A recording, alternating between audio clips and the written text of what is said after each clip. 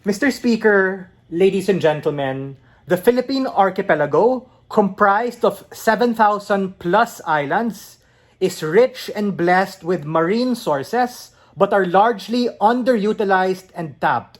We from Opening Government are here to be able to change that in order to be able to maximize the economic potential of these resources, in order to be able to fund and make marine efforts to be able to help the environment particularly more sustainable. And given the setup of our geography of being an archipelago surrounded on all sides by bodies of water, it's in our interest to be able to protect these particular resources in order to not put us in a dire situation wherein we have to import water resources and all other things.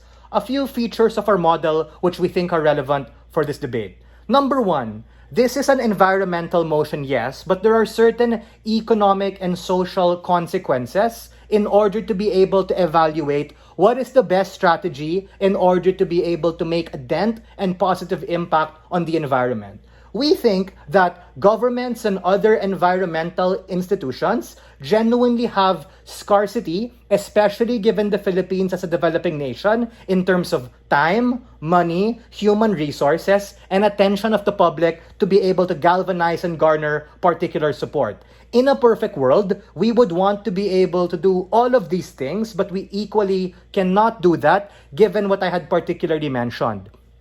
How have things necessarily been done in status quo? It's necessarily not particularly clear what the priority is. We try to do all sorts of conservatism. We try to do all sorts of protection. We're prioritizing agri, farming, a little bit here and there. The problem with this particular way of dividing particular funding is that when you spread your eggs out too thinly, nothing gets done. And we think we have to acknowledge the weakness we already have in the farming and agricultural sector, wherein we necessarily don't have enough food resources. That is to say, we're already fine importing rice and other resources coming from other countries. We necessarily have lost that particular battle already. We're not here to be able to lose the other side of it, wherein water and marine resources are even things we have to be able to import, further crippling us. The second part is, why should it be an aggressive direction of funding? Why can't we try to grow the pie or figure out how to do all of these things equally?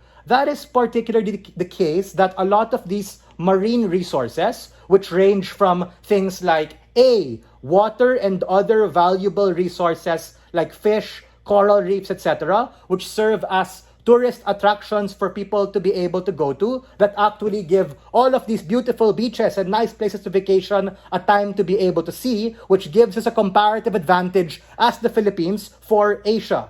B, other physical resources, wherein underwater, of which are a part of these marine resources, we have things like oil and natural gas and other mineral pipelines, which is something that China actually wants. They want to be able to try and encroach and try to get it in the name of West Philippine Sea versus South China Sea. Yes, this is an environmental motion, but there are a lot of geopolitical things which come as a consequence to that, and we think that we're here to be able to develop and have the infrastructure, not just to defend these things, but literally be able to use, to be able to mine, to literally be able to siphon these particular things, so that in our quest to care about the environment, we can create a capitalist and sustainable incentive structure in order for the math to math and for us to be able to not just defend it for the sake of doing so geopolitically, but also be able to make the sustainability an aspect given where we are as a developing nation. What am I going to talk about, right? I'm going to talk about the particular problem and nuance as to why we have to redirect coming from other particular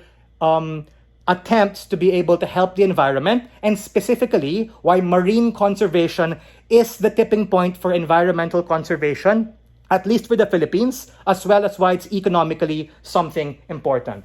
The first thing I have to say is in relation to what I was saying in my setup.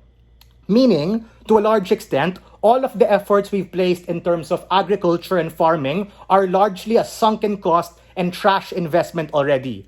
Agrarian reform has largely failed, and a lot of these political elites and hacienderos still continue to own a lot of stake in terms of these farming and land resources. they already largely have essentially developed these particular areas in a way that, similar to the feudal system, the baranganic system and all of these towns are largely already concentrated by them. It might be okay, it's kind of fine, but we think that if we were able to take a look at what has happened over the past years, to a large extent, it's already been done. Meaning, the biggest harm of food security is something that our government already has been able to solve.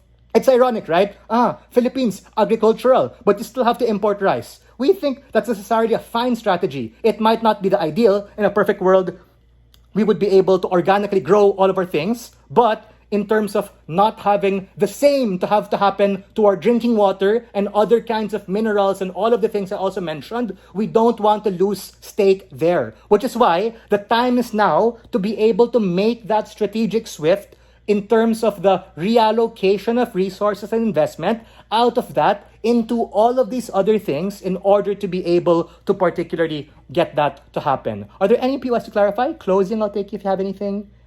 Opening? Go for it, yeah. So on your model, you prioritize a capitalist model, right? But this trade-off, and specifically on importing rice, this trade-off loses on you have to explain why farmers are less important than the fishermen. We're not saying that, right? Like, of course, both groups are marginalized. It's not like a pity party. But we've tried to help farmers already, and it's kind of been largely fucked already. Which is why we think it's time to make that strategic switch, especially since fisher folk are also facing a lot of the fire coming from China and other people trying to encroach. We think it's actually on our side when we're able to have that trickle-down effect on agriculture later on, when we're able to defend our territory and also let claim on these particular resources and not lose both. Don't get me wrong, both are important. It's not about saying what's more important. But this strategy at least allows us the opportunity cost to be able to redirect that and try another kind of approach, which we think is particularly pressing in our time. We can continue to import. There's no harm in doing so. One country's import is another